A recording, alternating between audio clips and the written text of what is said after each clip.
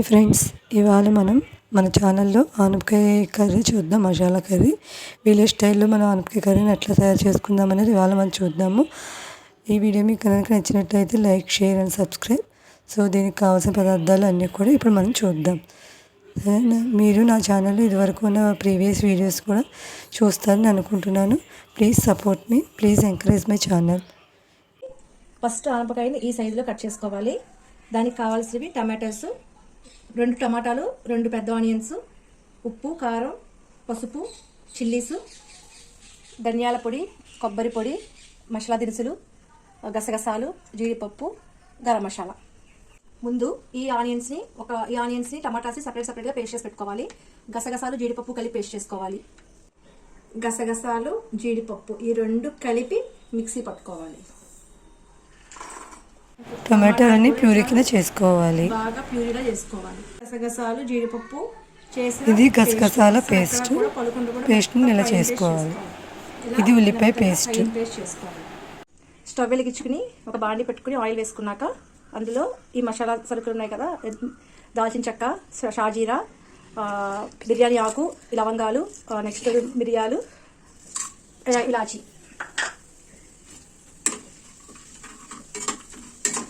కొంచెం రోస్ట్ అయ్యాక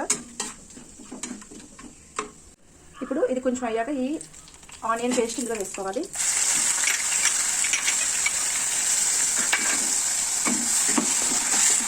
onion paste పచ్చివాసన పోయే వరకు, అంటే ఒక 5 to 7 minutes. ఆనియన్ పేస్ట్ ఇట్లా కొంచెం కలర్ షేడ్ అయ్యాక అప్పుడు ఈ టమాటా ప్యూరీ వేసుకోవాలి. టమాటా ప్యూరీ కూడా వాసన అనేది పోవాలి.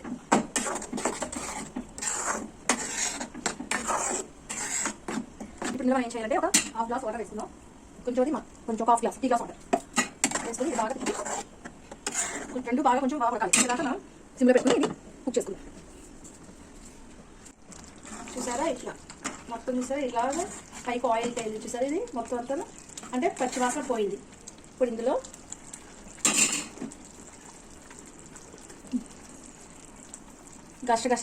గసగసాలు, జీడిపప్పు పేస్ట్, ఇది కూడా కొంచెం ఒక 5 minutes, జస్ట్ ఒక 5 minutes.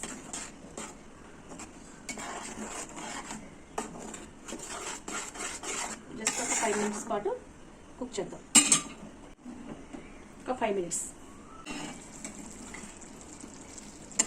ఇది కూడా ఇట్లా చూసారా, మొత్తం పచ్చివాసన అంతా పోయింది. ఆరోప చూసారా ఎంత బాగా వస్తుందో. ఇప్పుడు ఇందులో కొంచెం పసుపు, చిటికెడు పసుపు వేసుకుందాం. అలాగే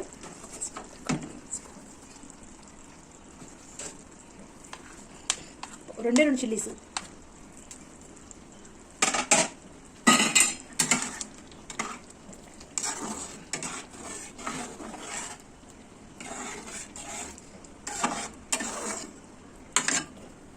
ఇప్పుడు ఇందులో మనం ఈ ఆనపకాయ ముక్కలు ఉన్నాయి కదండి, ఈ సొరకాయ ముక్కలన్నింటినీ కూడా వేసేసుకుందాం.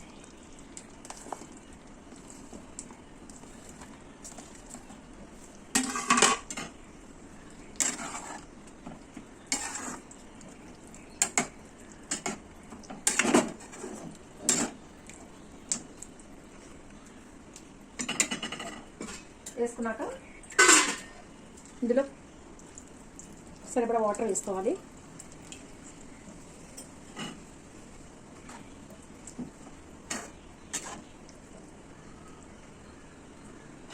ఇప్పుడు ఈ ఆనపకాయ ముక్కలు కొంచెం మెత్తబడేదాకా మనం ఒక 5 or 10 minutes కుక్ చేసుకుందాం. ఇప్పుడు ఇది కొంచెం మనం తగినంత ఉప్పు, టేస్ట్కి సరిపడా సాల్ట్ వేసుకుందాం. సాల్ట్ తొందరగా వేసుకోవడం వల్ల గమ్ముని ముక్క మగ్గుతుంది, మెత్తబడుతుంది తొందరగా.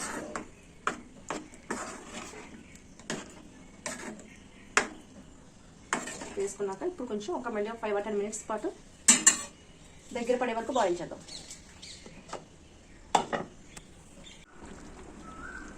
ఇందులో రుచికి సరిపడా కారం కొంచెం ఎక్కువ వేసుకోండి. స్పైసీ ఉంటేనే మసాలా కర్రీలు బాగుంటాయి.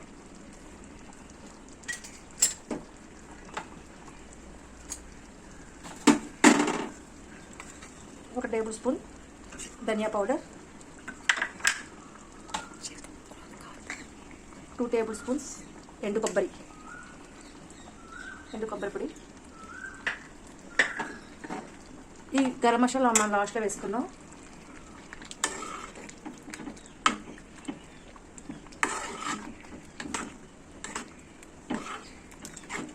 మొత్తం అన్నీ ఆనపకాయ ముక్కలు పట్టేలాగా కలుపుకోవాలి. మొత్తం కారం, ఉప్పు, ఎండు కొబ్బరి, ధనియాల పొడి అన్నీ కూడా ఇలా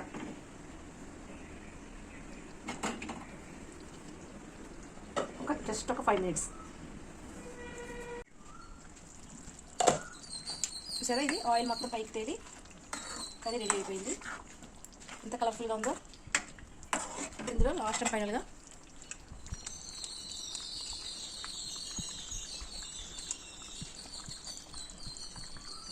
½ టేబుల్ స్పూన్ గరం మసాలా వేసుకుందాం.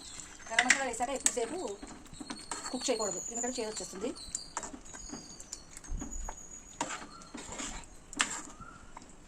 Just 1 second.